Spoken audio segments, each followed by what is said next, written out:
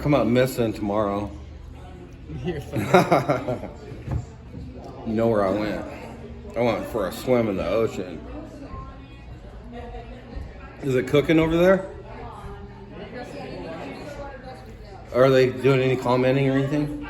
No comments? Oh, okay. Who are they?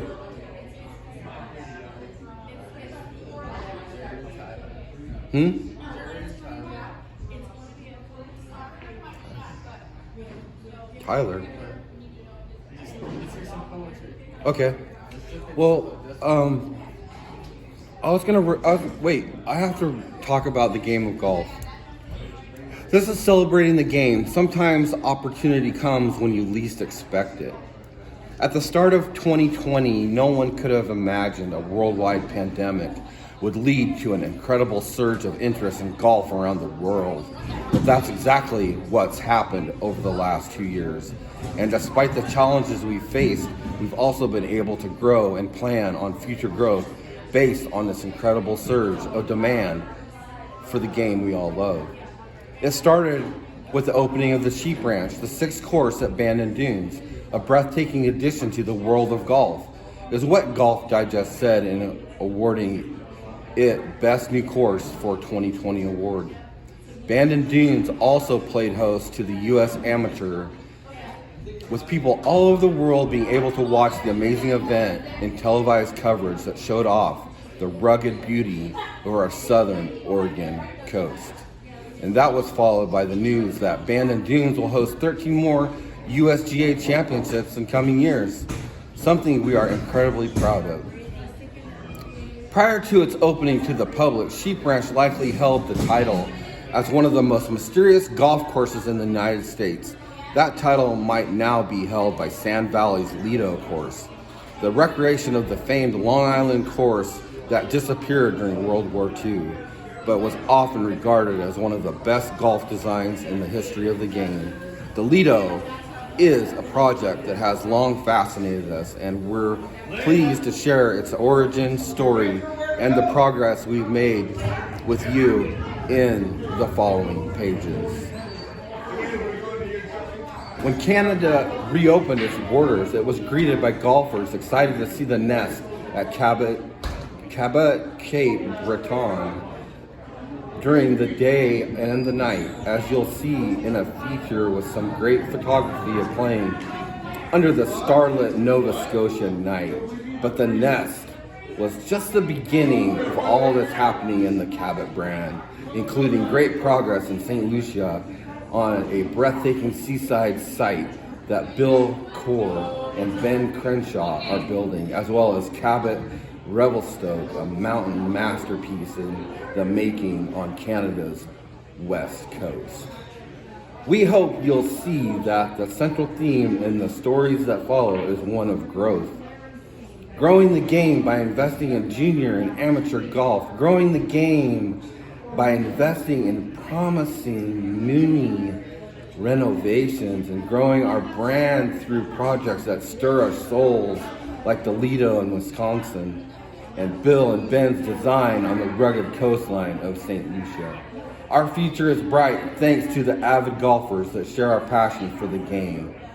We look forward to seeing you out on the links. And the links is a golf course by the ocean. That's the only distinguishing characteristic, is a golf course has to be on the sea. There's more dream golf stories. Did you like that one? Yeah, that was good. You want another story? Tyler Wilson said, "How are things?" Huh? Tyler Wilson said, "How are things, Todd?" Great. I'm doing great. Awesome. But that was a good Tyler, me and Tyler used to hang out at his ranch on the Crooked River, down in Prime, or I don't know, Terrebonne, I guess you'd call it. And it wasn't even like it is now. It was like really, it was really rural back when his parents had the place there. And his arena went all the way to the edge of the cliff. So like you could run a bulldogging steer down his arena, and the end of the arena would be the cliff. And me and Tyler chased a lot of girls together. I don't know if we caught any, but we chased. Did we catch any girls, Tyler? Did he say? Is he commenting still, Tyler? Actually, he might not be out here anymore. It's okay though. Huh? It's all good. Let's Let's go into another coaching. So, another story. Yeah. You ready for another story? Yeah. Okay, so we can only go about 15 minutes. So let's stop this recording, and we're gonna take a little break, and we're gonna go right into some more dream golf. Start another one? Yeah. Okay. Now, I'm gonna post this. Never go.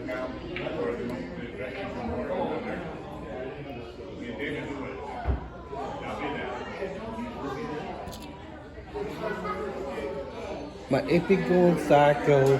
I'm on my bed like Wanna start another Michael. one now? Huh? Wanna start up another one? Yeah. Just put Eagles poetry reading. The right side is Red Sox. When you're facing the front, the left is Fish. Yeah, no, no. Are you ready to switch side or going to the left one? Why do you want to bring Red Sox?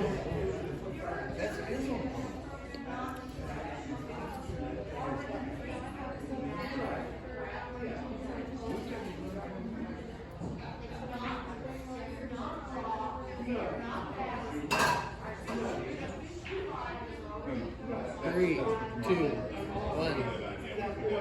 Hello, everybody. West Coast model down at the Eagles Lodge, Coos Bay, Oregon. I'm a logger, Coos Bay, Oregon.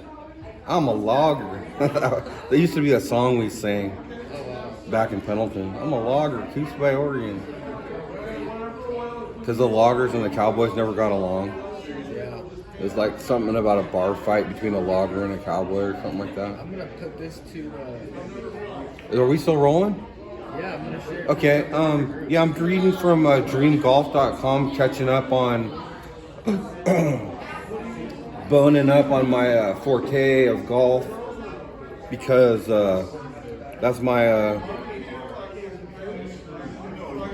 new religion.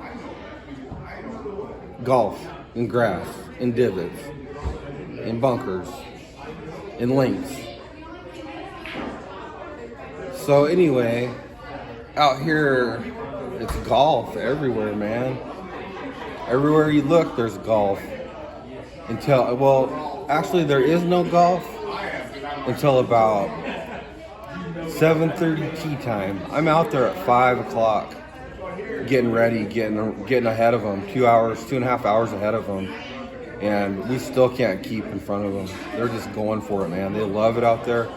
They love to talk philosophy. They love to talk everything out there. They're super nice people. The guests have always been super kind to me. Awesome, generous. I like the afternoons because I have to go out and actually work with the customers. Because I have to work on the golf course between play. So like they'll be coming. I'll be working. I'll see them coming, and then when their balls get there, I get off the. So they have to par up to me or whatever you want to call it. Maybe take a couple swings just to get to me where I'm at on my 13. 13 is my baby. That's the Pacific Theater, and I go out and take care of her every afternoon, and it's right by the ocean. I come in my parking spot, boom, ocean. Nothing right here, man. It's just a breeze. It's awesome. Golf is awesome out there. So anyway, poetry. I don't want to hear no poetry, dude. Okay, you want some West Coast model poetry? Here's one that I wrote for one of my girlfriends. I stole her from Idaho. Her eyes were root beer brown. At one moment, she wore the roundup crown. Dashing and galloping across the green, humid grass. She was wet of high class, actually lit up my past. Houston rodeo will be the blast. She was the eye of the tiger, knowledgeable as an inside rider. I didn't know her from Adams or the kegger at her cabin. I stole her from Idaho, from ranches, boys, and rodeo. How beautiful they appeared made my heart skip a gear. And I'm glad that I wrote because, dude, this diva is the dope. Got me all crazy, daydreaming of the Lazy E, stampeding to Calgary, sneaking in their North Grandstand's teepee, buying diamonds and bending knee. Check out my reality, and it's just another day. One day she'll be in the Hall of Fame, just like my Grammy. And if it's love of royalty family, all I need is her picture of jumping the rail to get this cowboy's wind in his sails. And that's for, I'm not going to say who it's for because it'll give it away. But that's a sacred one. That's a sacred poem. I can't give out the details. Because like there's certain poems that I keep sacred, just between me and the person I write it for, and it made her cry. Happy tears, yeah. So anyway, I had a couple of people jump on it. I posted it to Coos County, all the Coos County, like, what's going on. Oh really?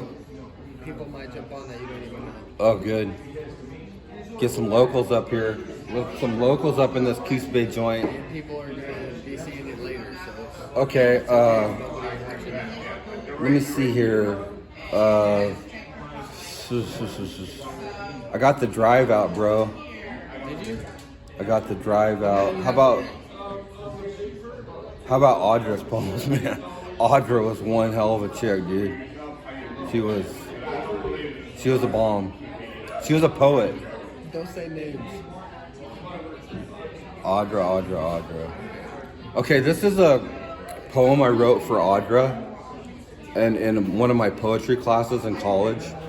And it was supposed to be about Charlotte's Web or something like that. And Charlotte is a real person I date and text long distancing online, but I also use this opportunity for poetic and fiction writing by allowing myself to describe her as my fuzzy-wuzzy baby girl who vibrates and senses the emotional world.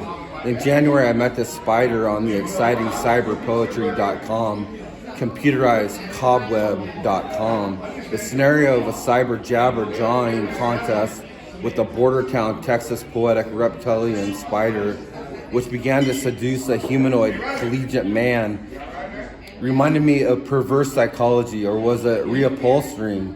How I captured Charlotte's attention was my pickup line and the slanted strategy of my insane rocket ship intermediate algebra joke that unfortunately made the web. Charlotte was crawling tipsy with incredibly intoxicating, enticing, romantic cunning as her endites were spitting out fraternizing prose and rhymes, prophesizing it was the end of times. Sizing up Charlotte's free fiber optic hookups at her cobweb house on the net, it was a Hail Mary toss for me to get on her crew of commentators that send erratic messages without getting blocked. Personally, I needed special validation for my perplexed algebra problem, as I wanted to give up college algebra. She made a funny palps knee slapping joke, and from there on out we were basically lovers. When my joke finally paid amateur hour tattooed or tiny spider dividends, I felt entitled to spin another mathematical web. The utopian goal was to explore every region of outer space, but poetic reptilian spiders can't be outfitted with up to snuff comfortable spacesuits. However, I did find out Charlotte's Web was made of recycled silk, serpentine, fiber optic barbed wire, mother barn board honey, and brown recluse excuse camouflage. Victoria's Secret lap dance sniper bag. Like a wet and sassy eight-legged muskrat, Charlotte was kind-hearted and aggressive. When Charlotte's metallic LCD monitor trap tipped over and fell out of her pimped and cribbed cobweb, I yelled at the top of my lungs to alert her to the wiped out occasion, which ideally made her label me as an aggressive, algebraic, sinister, provoking humanoid. However, I tell you, Charlotte's firewalls are her protection from lack of trust and predation by analytical intellectuals who try to uncover that she is just as vulnerable as a work of charcoal art in a rainstorm. Charlotte loves and nurtures her spider babies and lets them have a warm bath and hot bugs right by the cobweb orchids and her burly 1,000-acre orange grove and spinach country. Every time Charlotte crawls by a country time orange field, I find it hard not to belly wiggle, giggle. Charlotte kindles my spastic laughter, and my negative lowrider style is website jokes into the hereafter and has been known to be a disaster. Charlotte has skill and plays junk in the trunk in a quarter band with a 4-bow fiddle and gets every sticky note the conductor sends to her. Charlotte, oh my pretty little spider bright, I'm feeling dejected in a red, green, and black colored room, and tonight I'm feeling spite. Are you wearing that dead termite's wedding ring? If you are wearing termite's wedding ring, I'm feeling snowed and hacked.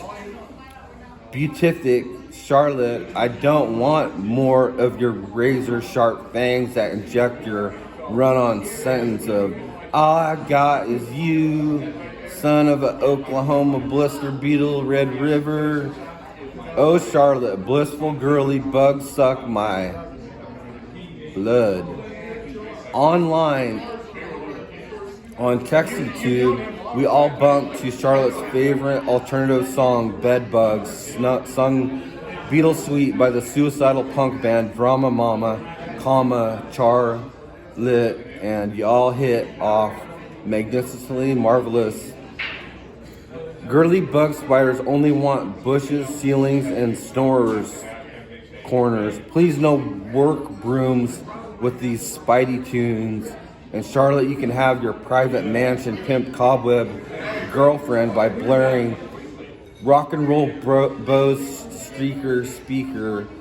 When Google Fiber is professionally installed, I'll be your REO speed trap wagon and Dreamweaver.